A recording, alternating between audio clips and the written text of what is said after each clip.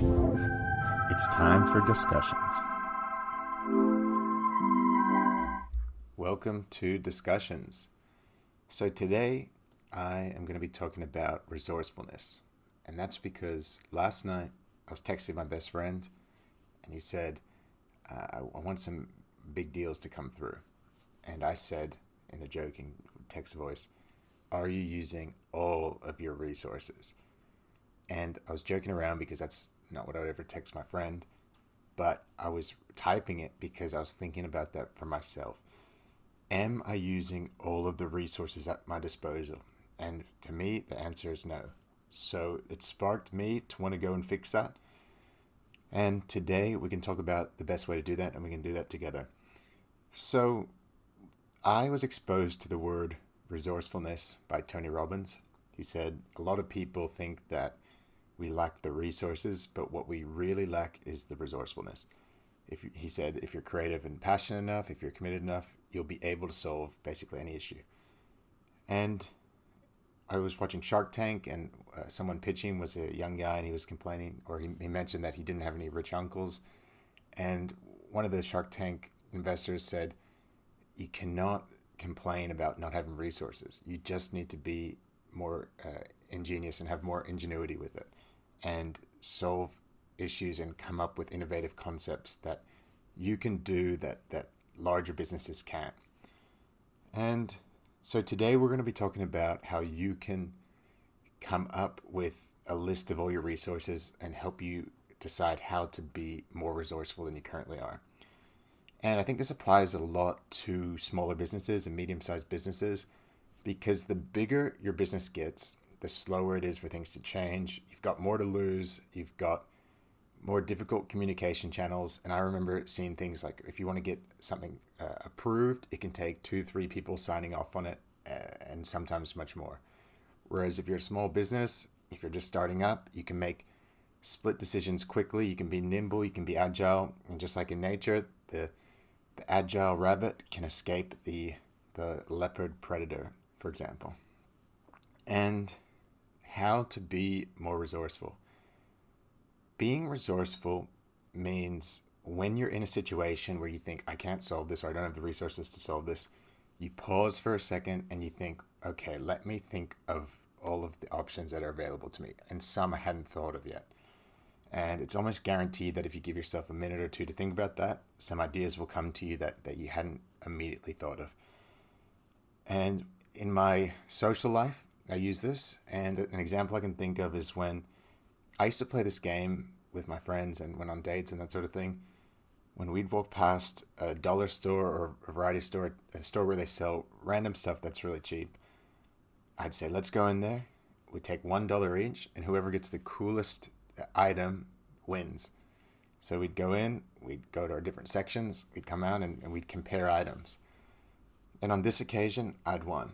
And I love that game. I think it's really fun. You should try it out.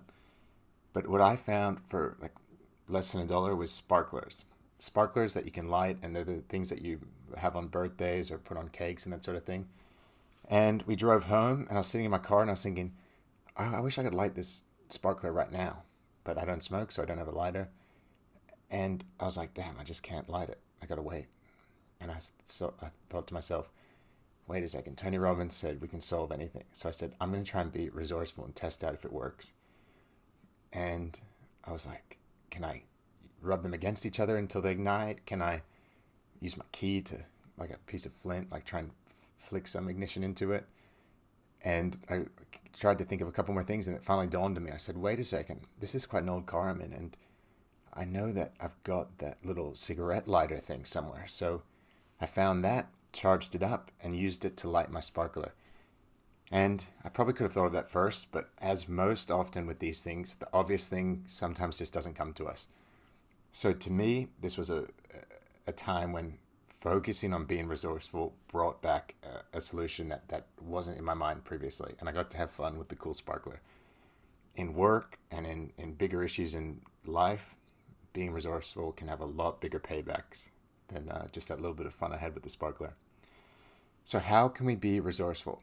Let's say we're a business owner and we're not having the amount of sales that we want. That's a pretty common issue. I suggest setting yourself a timer, say 3 minutes, and take a blank piece of paper and a pen, and for 3 minutes, just write down all the things you could be doing. You could be sending physical letters. You could be sending emails. You could be trying to get in the newspaper. You could be trying to knock on doors. As in, there's all these things in theory you could do, but you aren't doing. So by getting them out there and getting them on paper, when that 3 or 5 minutes is up, bam, at least you'll now have a list that'll have sparked your thinking, and you'll have a list to go analyze. Then go pick the main thing that you think would work and go try that. And if that fails, do the next one or do the process all over again. So by stepping back and thinking, am I using all my resources? For a lot of us, the answer is probably no. And on TikTok, I like the Simon Squibb entrepreneur guy who's an angel investor. And one of the quotes he said was, why don't you start a business? And the person said, how would I find clients? And he said, why don't you approach them on a bridge, for example? Because that's how he was meeting these people for TikTok. He was approaching them on a bridge. And it made me think, why don't I approach clients on the bridge? As a metaphor for why don't I do the things that I'm not currently doing? Why don't I do the abstract or creative ways to grow my business that I'm not currently doing? And when I went to dinner with my friends recently, they said that I said, I don't really want to do telemarketing too much because I'm scared I won't get past the receptionist. How can I grow my Desk Clarity professional education business? And they said, put on a suit and go and visit all of the local accounting firms. And I said, are you sure that'll work?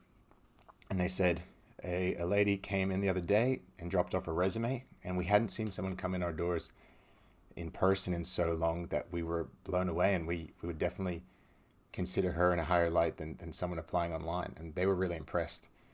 So the next day, I put on a suit. It was a very hot day. I got very dehydrated, but put on my full suit and drove to all of the local accounting firms. I dropped off a copy of my book, and all of the fear that I would have had while telemarketing or telesales didn't even come in person at all, because you're dealing with a person face to face. No one's going to be rude and hang up on you. The worst thing in person, the worst thing someone will say is, I'm really sorry, but they're just not available right now.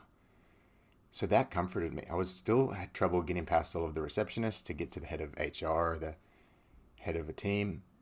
So I still had that issue, but it was nowhere near as hard as if I was trying to do it over the phone. And the moral of the story here is that was something that seemed really something that hadn't even crossed my mind, doing door-to-door sales. I didn't even know that was a method. But by being more resourceful, I realized that I do have a good confidence and charm in person. Let's go use that resource.